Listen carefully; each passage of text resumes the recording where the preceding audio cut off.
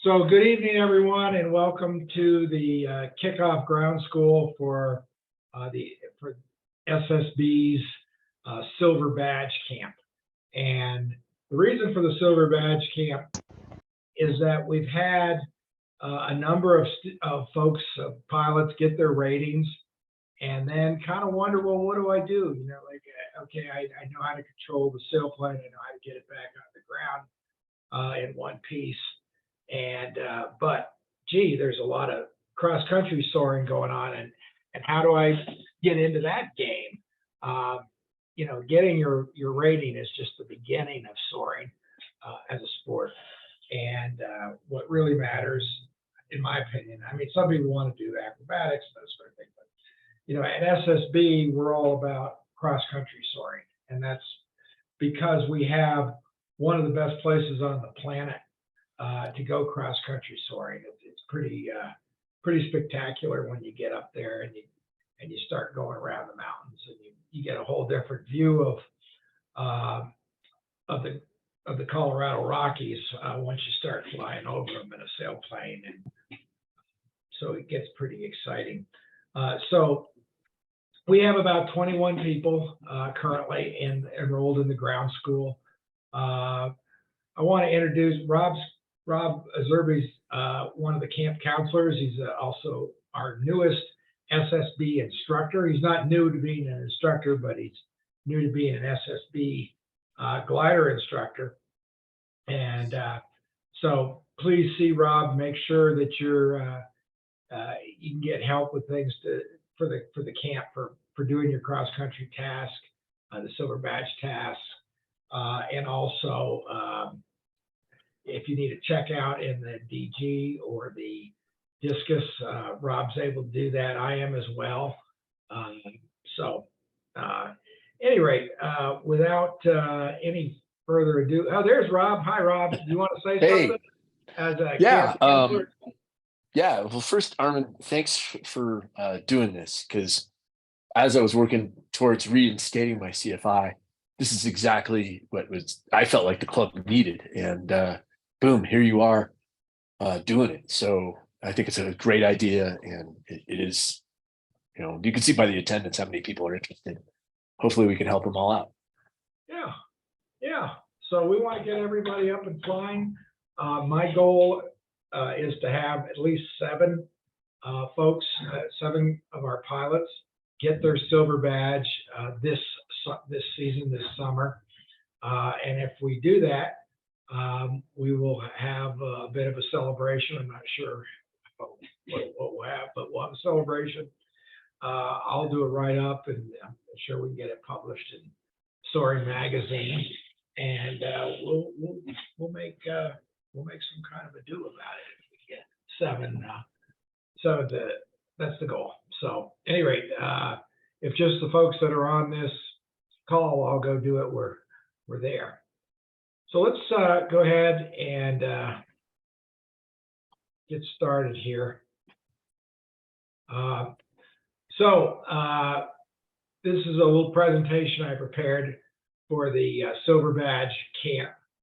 And there's a picture of our discus, one of our 2 disci.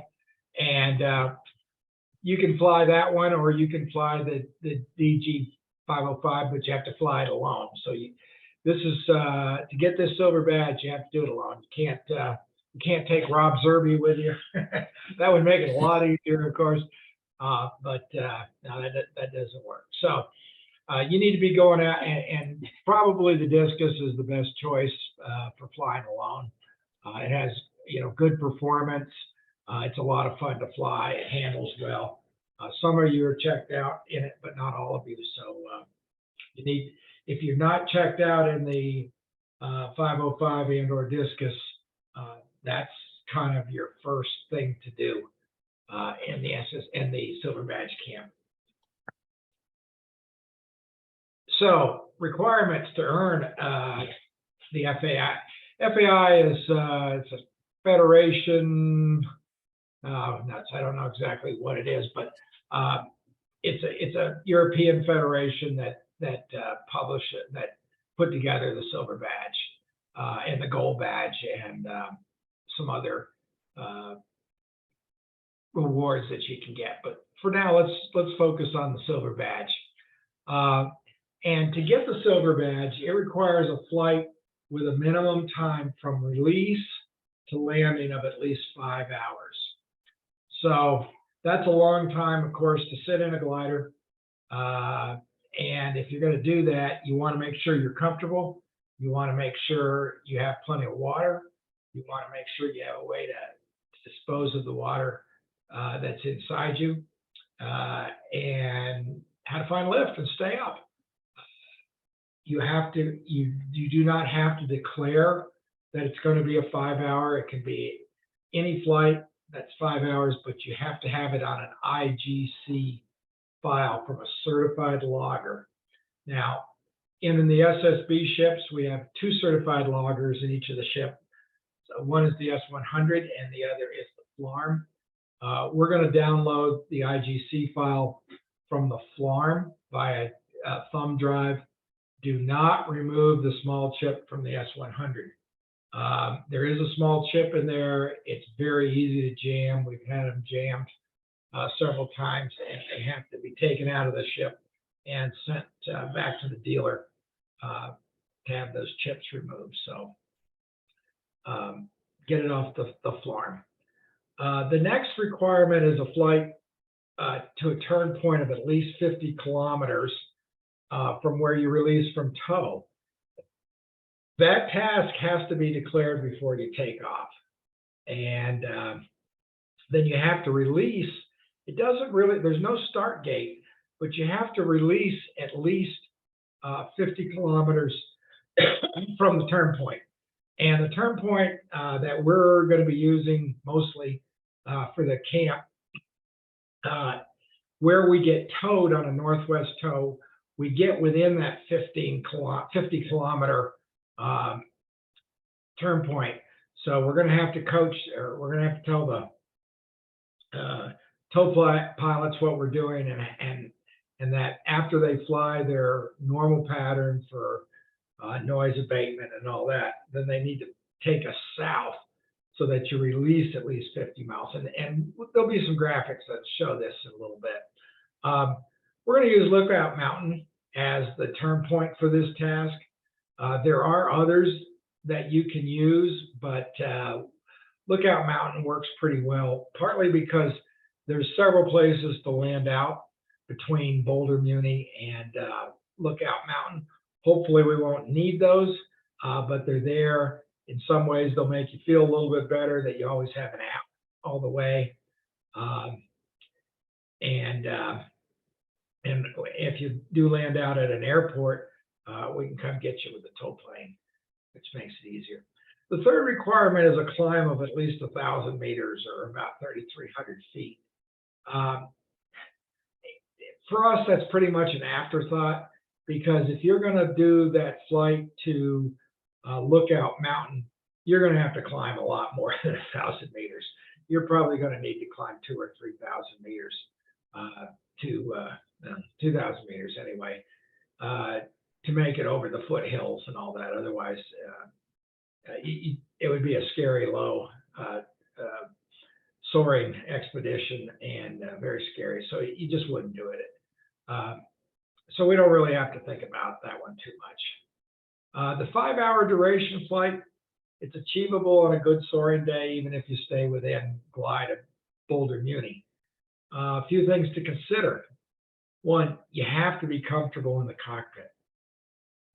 So I want everybody to take plenty of ground time to arrange and situate themselves in the cockpit. That includes knowing how to operate and use the O2 system, to make sure you have a water bladder.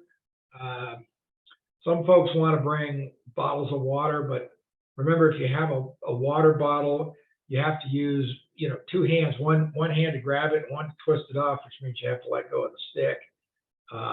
So, get a, some sort of bladder that you can fill up with 3 ounces of water.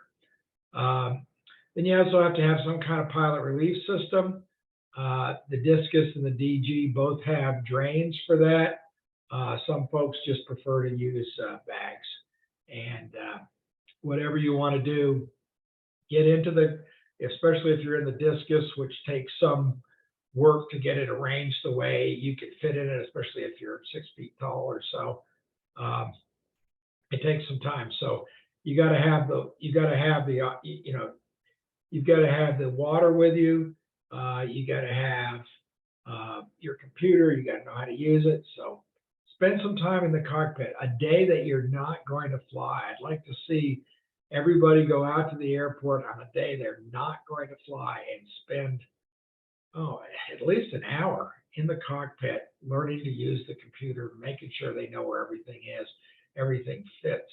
They fit into the cockpit the way you'd like. The Silver Badge distance task is simpler than all the other FAI tasks. And one of the reasons it's simpler, you don't have to pass through a start gate. The start point's established from wherever you release from tow. But remember, that point has to be at least 50 kilometers from the declared finish point to qualify. Nugget Ridge is less than 50 kilometers from Lookout Mountain. And, we get towed generally right over Nugget Ridge, which is usually a pretty good place to release. Usually there's, on a good day, there's thermals there, but don't release there. Have them tow you south to Lee Hill, Gold Hill, or a Lake Valley Golf Course. So have it in your computer where Lookout Mountain is. And if it doesn't say that you're at least 50 kilometers away, don't release. We're going to have a slide in a moment that'll show where that is. But you do have to be precise about where you fly over Lookout Mountain, the goal turn point. And you have to fly over it within a 1 kilometer line, or plus or minus half a kilometer. So you really need to get right over it. After that, you can go as far as you want, as long as you want. It's possible to do it's possible to do the task and also the distance task, and also do the 5 hours. You can do it all in one flight. Here's a task information sheet that I made off of CU software, and it shows where we can release, and actually it can be a lot bigger than what I show here in red. You can release anywhere over in here, hopefully you can see my cursor, and anywhere over here you release. And then you can fly any direction you want, but eventually you have to fly right over Lookout Mountain to qualify. And it's 50 kilometers or 27 nautical miles away. So preparation for the distance task. You absolutely positively must read the sporting code. It's available on ssa.org. It's not terrifically fun reading, but it's really not that long, and you learn a little bit from reading it. And you have to make a task file from CU software so that it will work on the S100, or if you have an UDI. I use an UDI and then upload my files to the S100. And you can get one from the camp coach. I have one if anyone wants the task file. I'll be able to supply that to you. It's already in the S100 computer, I think on all our ships.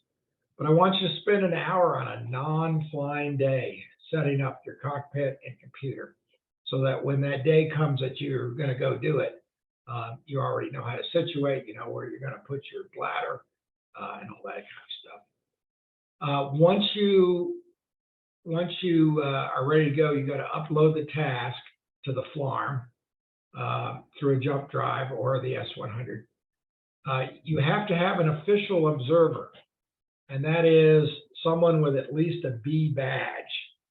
Now, we don't do B badge, A, B, C, and bronze badges here. They seem a little bit unnecessary. So, but there's a number of members who have silver badge and gold badges and higher. So it doesn't have to be an instructor, just somebody that at least has one badge. And they need to know that you're attempting the task for the day. So keep me informed. I can be everybody's official observer. So just make sure somebody who can be the observer knows you're going that day. Brief the tow pilot that you need to release south of Left-Hand Canyon. So we'll get into showing this a little bit. So here's a look down. Here's a look down aerial that shows the route. This blue line that I have down here is kind of the 50-kilometer away line, and this white line shows where the tow plane is required to tow you. So usually the tow plane tows you and they keep going over up to Gold Lake or so. But we've got to have them go a little bit south. So if you're over Gold Hill, Lee Hill, it'll work. These orange pins that I have here that I show, those are hot spots.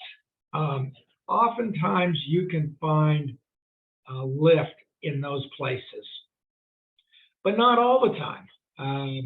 You know, a lot of clubs talk about a house thermal, and we have this house thermal where you can always find lift. Boulder doesn't have one. We have some places where on some days you can find lift there, but there's no real house thermal here that works all the time. As you get towed out, Lake Valley Golf Course sometimes has lift right there, and sometimes you can get off right here, and you're going to be 50 kilometers away.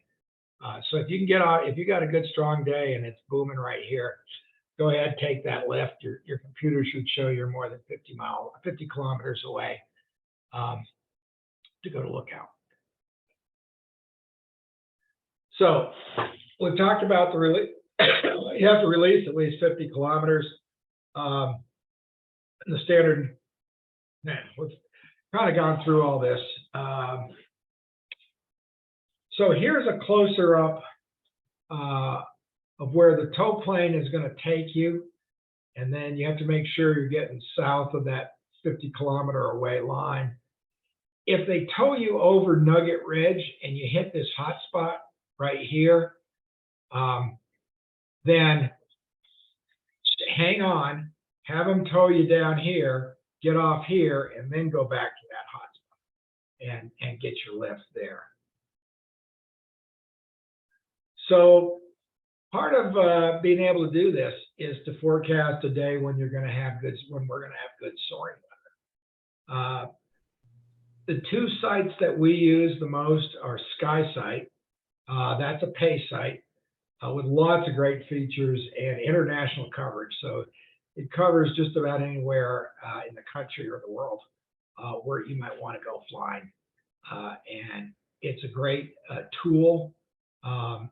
It's a great site. I'm going to do a trial with it here in a couple minutes. The other site to use is the RASP, R-A-S-P. That's a free site. It's provided by Black Forest Soaring Society. So local group does that. Black Forest is down south of Denver. They're one of our sister soaring clubs, and they put together a really good site. It works quite well, and obviously the price is great. So what makes for a good soaring day? If you're going to use, say, SkySight or RASP, you want to see that or at least SkySight will give you a potential soaring distance on days and where you are. Thermal tops, we'd like to see thermals above 18,000. You can't go above 17,999. In fact, don't go above 17,500. Make 17,500 a hard ceiling.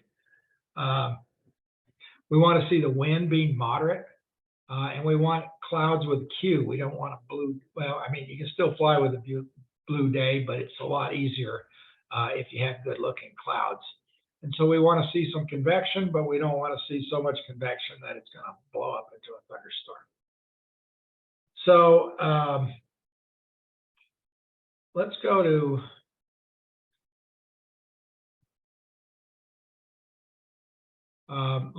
SkySight. I wanted to use one of the future days, but it's really bad. as you all know, we got a lot of rain in the forecast, and it's going to be raining for the next several days.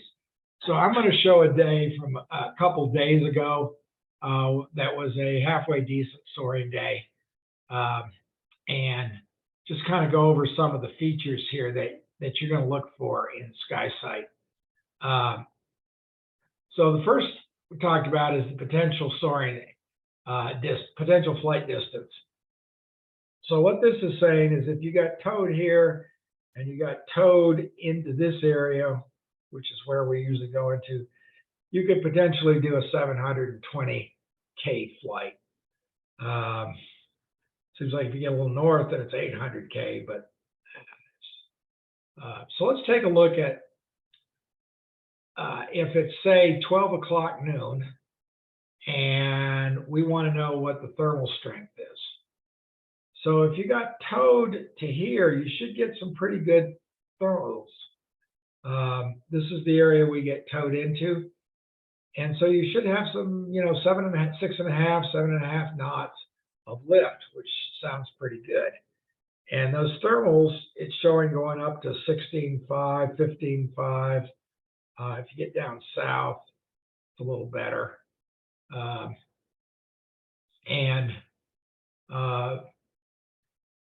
Another thing we want to look for is wind. So here's the average wind. So this is nice. So the average in the thermal layer, in the boundary layer, if you will.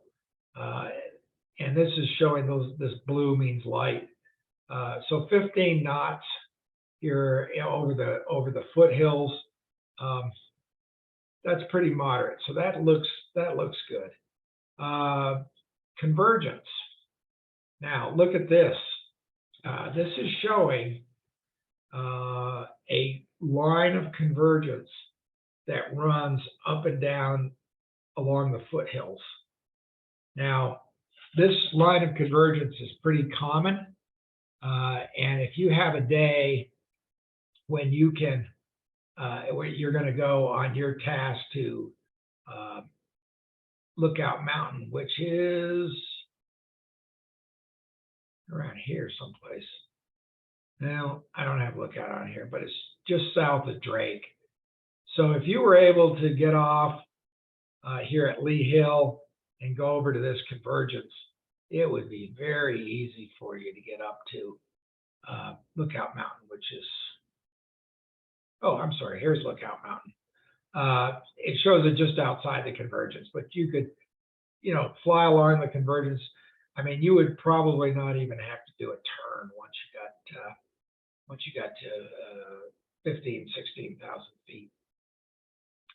Wind shear is another thing we look at. That's where you have wind blowing in different directions, which makes the thermals, busts the thermals up. There's some of that in there. So those are some of the things we want to look for. And we will do another ground school where we're going to really be talking about weather. So I don't want to go too much into it here. RASP. Here is the RASP. And it doesn't go as far forward and backward, forward a days and back in days as SkySight does. But we can get a little bit of an idea. This is showing thermaling height. So here outside of Boulder over the foothills. Now this is, today, which has been a terrible day. But it's showing that the height of the thermals over the foothills are maybe 8,000 feet. So not too exciting. And the updraft velocity, it's blue, so it's not very good. But you can go through this, and this is a very good system that the guys down in folks down in Black Forest did. So going back here, we've talked about what we're looking for. Now, once you've flown the task, you have to document it. So you download the IGC file from the FLARM. Do not remove the small chip in the S100. Submit the FAI badge application. It's online on the SSA website.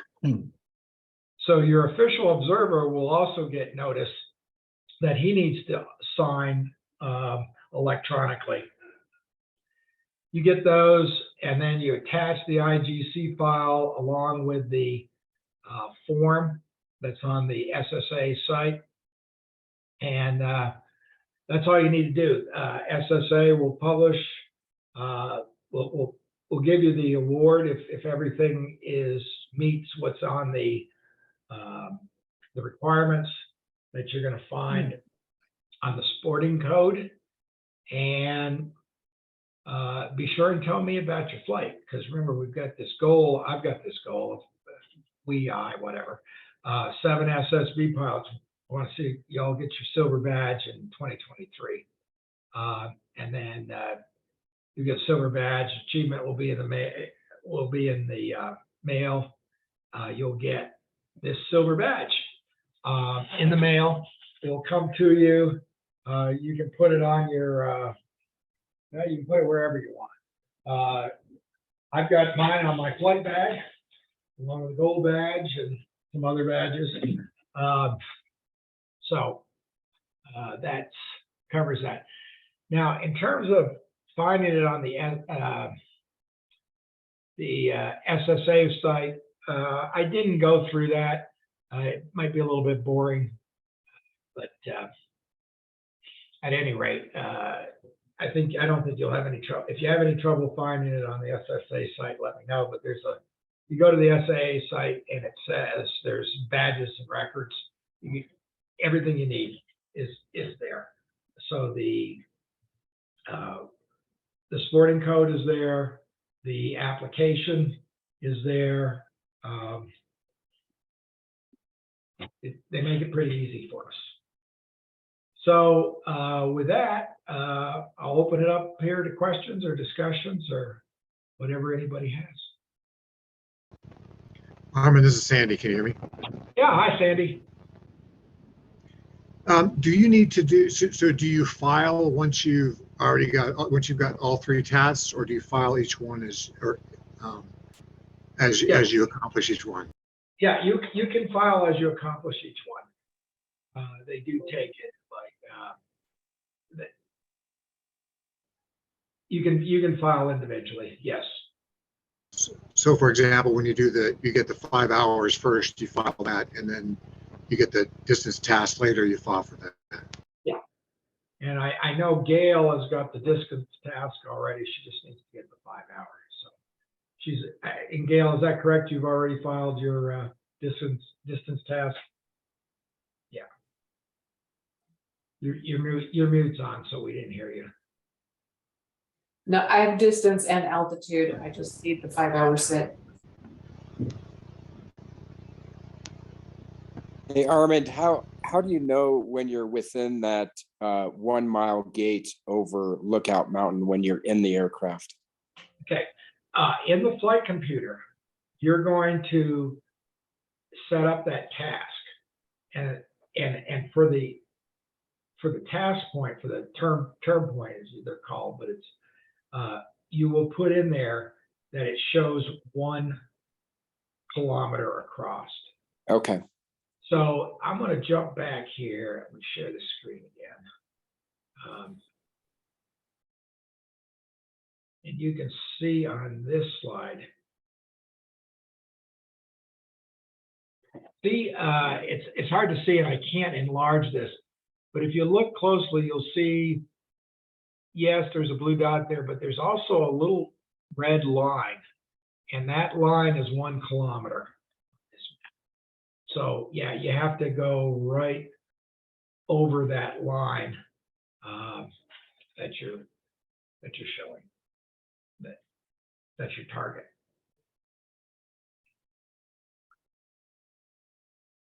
I also see that Jeff Clayton has joined. Welcome, Jeff. Jeff's another instructor, and he's a club instructor and also a camp counselor. So, Jeff, you have anything to add, sir? Oh, no, sorry, I joined late. We're getting ready for our big trip back to Colorado. So yeah, I'll be seeing you guys out there in a few weeks. Good. And of course, Jeff can help you get your checked out in the DG and the discus.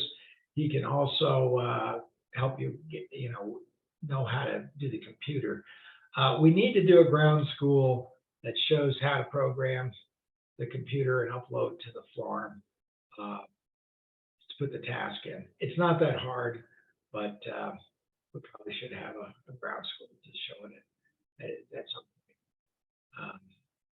But it's not that hard. Now, the S100 is a wonderful flight computer. It works really well. It does all kinds of things, but there's a long learning curve with it. It's not all that just like, oh, turn it on and use it. It's not. And you really do have to spend some time with it. The manual for it was written in Slovenia, probably by someone who doesn't speak English. It was translated, I'm guessing. So it's a little bit cumbersome. You really have to sit in the glider and play with it. I mean, just sit in the glider when you're on the ground and the glider's in its parking space, and just fiddle with that computer until you kind of know how to use it. Now, I don't know how many of you have UDI. I have an UDI. A lot of people have UDIs. They work really well. And you can, what I do with my S100 is I put the task in my UDI, and then I upload it to the S100. I find that a little easier, but we'll have a course on the S100 as part of the camp. Not sure when that's going to be. I'd like to get another instructor to do it, just so we have wider participation. There's someone I have in mind that I'm going to ask to do that computer, because he's pretty good at that sort of thing. Anyone else? What? Just as a question from my own world, but I think we might have just answered it. So the UDI is not considered a certified logger for the purposes of badges? That's correct. It is not a certified logger for badges, but you could, if you had an UDI and a FLARM, and you flew the task looking at your UDI, well, the FLARM would still record it, and the FLARM is a certified device. So, The FLARM in my plane probably hasn't been updated in 10 years, so I'm a little daunted by that task. I have one of those wearable loggers that I did my other parts of my Silver Sea badge, and I think it's still considered a certified logger, so I don't know. I'll have to see when I have the patience to try to fight my way through that many years of FLARM updates. well, are you going to do it in your ship, or are you going to do it in the discus? I was thinking of doing it in the Lavelle. Currently the tail wheel axle is only attached on one side, but I have parts coming from Germany, and after that, other than the radios overmodulating badly, I think it's flyable. Yeah, well, I can understand you're going to want to do it in your own ship, sure. But Yeah. part of that is making sure you got your logger. Now, the logger has to be certified every 5 years. When was the last time your logger was certified? Never, as far as I know. It was one of those little portable units that's about this big that you hang on a lanyard around your neck. So it may not be legitimate anymore. I don't know. Yeah. It worked for the other two. Yeah, and we have another logger in the clubhouse, in the shack, that you could take with you. It's portable, and you could take that. Okay. Well, Albert Sorio was optimistic that it wouldn't be too bad to get the FLARM updated. Yeah. I work Yeah. with technology. I know it's gonna suck. Well, yeah, so make sure your logger has been certified in the last Yeah. 5 years.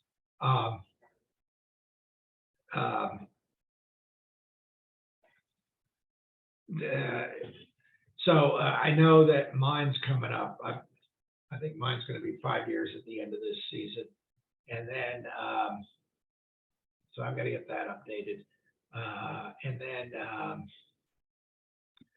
but there is a device that we sometimes take with us, that some pilots have taken with them, that's in the shack, and you could use that, Gail, and if you have. See, somebody sent me a chat here, and I'm not really sure. Does the UDI N plus IGC count as an approved logger? No, I think we just covered that. UDI N. There's an UDI IGC, which would be certified, which is fine. Sorry. Good point. There's an UDI IGC, and you can use that UDI IGC for a valid file. Excuse me, a valid file. The UDI 2, which is more common, does not give a valid file.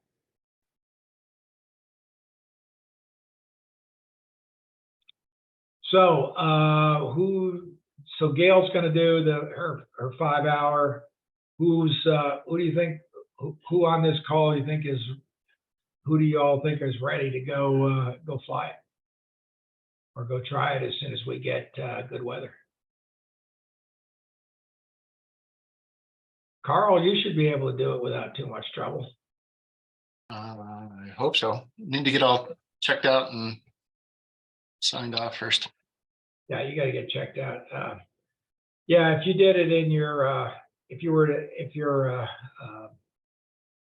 ship were flying, if your ship were operating, it'd be almost like cheating to do it. And what? Yeah. So, but yeah, do it in the discus, which is still, Yeah. the Silver Badge was set up to be done with low, in days when there was only low performance gliders. So Yeah.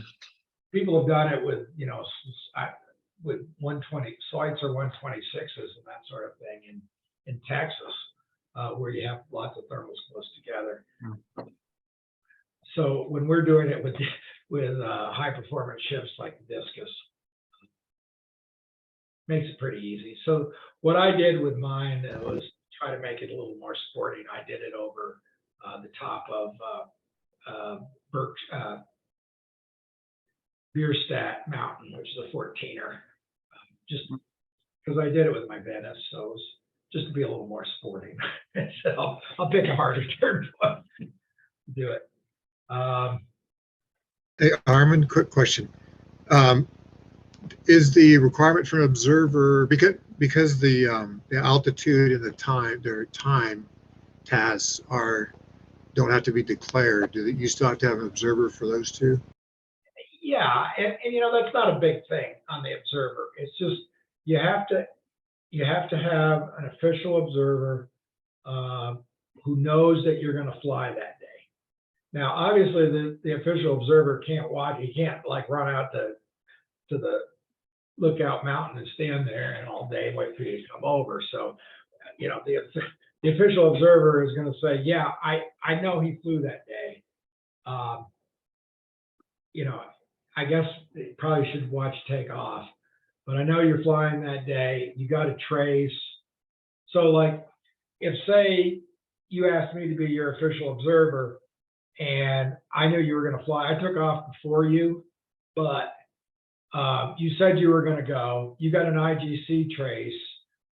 You're on flight log, and it's showing flight log showing that they towed you to a certain altitude. Well, yeah, even though I didn't see you take off, I mean, I know you did, right? I can verify that yes, you went and flew that task, and you got the IGC file certified, the valid IGC file, so that covers it. So don't read too much into the official observer. So Jeff can do it. Rob Zerby can do it. I can do it. There's a number of other people at the club that can be your official observer. That's the easy part. The hardest part of this is, I don't know. You know, you'll learn that trying to fly right over a certain point and to get there, sometimes that's hard because sometimes that point that you picked is not where there are thermals. And so sometimes to get to that point, you got to stay in the thermals that might be, you know, 10 miles away, and then you got to go through some sinky air to get to your turn point, go over that turn point, and then you got to get back to the good air again. So that can be a hard one. So let me go back. I was going to point something out here. Let me go back to the screen.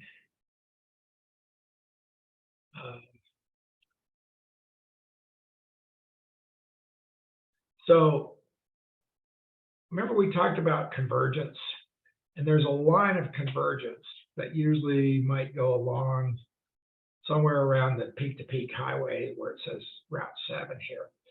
So if, say, you got off here at Lee Hill, you know, you're thinking, oh, I'll just take a straight line, you know, like I would with an airplane and go right to Lookout Mountain.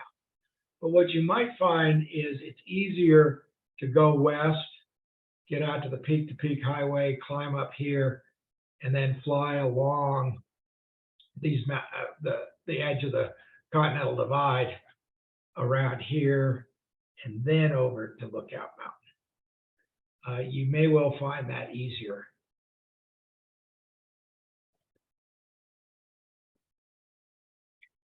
Anyone else? Okay. Well, we've officially started the Silver Badge camp for this year. So all of you, you know, you all have a goal now, and it's a very attainable goal. And we've got the equipment to do it. We've got hopefully we'll have the weather to do it. It seems like, you know, the summer eventually we're going to get some good soaring days. So get ready, spend some time in the cockpit, make sure you're comfortable in there. You know how to use that computer, and go flying. Let's go have fun. This should be a fun thing, and yeah, I think if a lot of us get Silver Badge, we can all be real happy about that. Cool. So nobody Armin. has. Yeah, Terry. No, I just said thank you for the ground. Oh, all right. All right. Well, we'll see you all at the field then. Sounds Bye, good. everyone. Thanks, Right. Armin. Thanks, Armin.